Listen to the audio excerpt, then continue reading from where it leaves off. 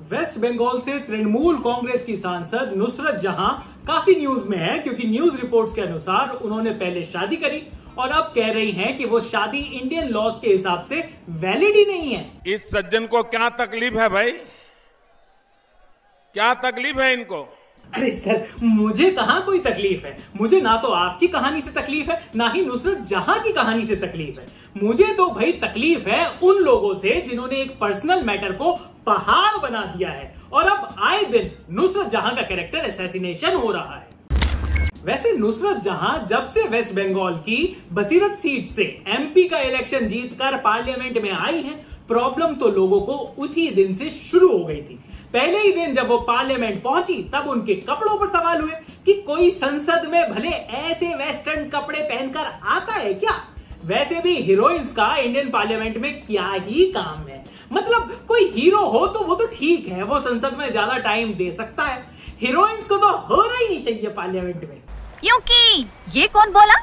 माफ करना, हिपोक्रेसी दिखाने में इधर उधर निकल जाता हूं। पर मुद्दे की बात तो यह है कि अपने देश में आदमी की पर्सनल लाइफ होती है, लेकिन औरतों की पर्सनल लाइफ, अरे पर्सनल लाइफ का क्या मतलब भैया? जब तक तमाशा नहीं बनाएंगे तब तक मजा थोड़ी ना आएगा। तो रिकैप के लिए बता दूं कि नुसरत जहां बंगाली फिल्म एक्ट्रेस है और धर्म से तो मुस्लिम है। मई 2019 में वो ममता बनर्जी की पार्टी तृणमूल कांग्रेस से एमपी बनी और जून 2019 में उन्होंने बिजनेसमैन निखिल जैन से टर्की जाकर डेस्टिनेशन वेडिंग कर ली।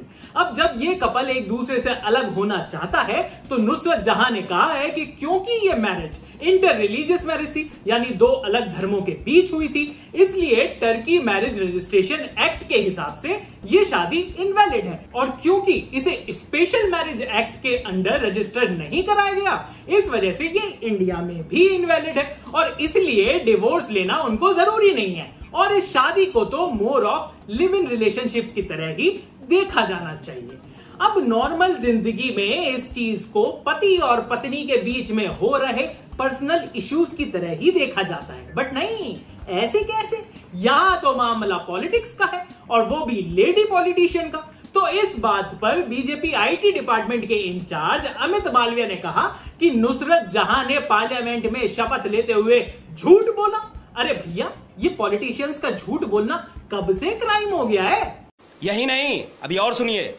इनके अलावा बंगाल बीजेपी के लीडर दिलीप घोष ने तो नुसरत को फ्रॉड बता दिया है कि उन्होंने जब शादी ही नहीं की थी तो मांग में सिंदूर भला क्यों लगाती थी। एक चुटकी सिंदूर की कीमत तुम क्या जानो रमेश बाबू। उन्होंने ये भी कहा कि नुसरत ने वेडिंग रिसेप्शन भी दिया था, साथ में भी रह रहे थे, और अब कह रही है कि बताओ शादी नहीं हुई। अब दिलीप भाई, सबका देखो अपना अपना नसीब है। कोई साथ में रहता है पर शादी नहीं हुई होती और कोई साथ में नहीं रहता पर शादी हुई होती है।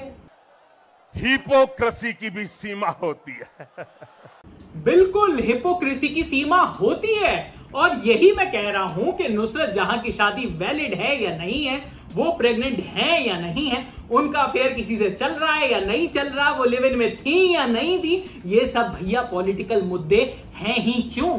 आपको टारगेट करना है तो एक दूसरे की पॉलिसीज पर करो, उनके काम पर करो।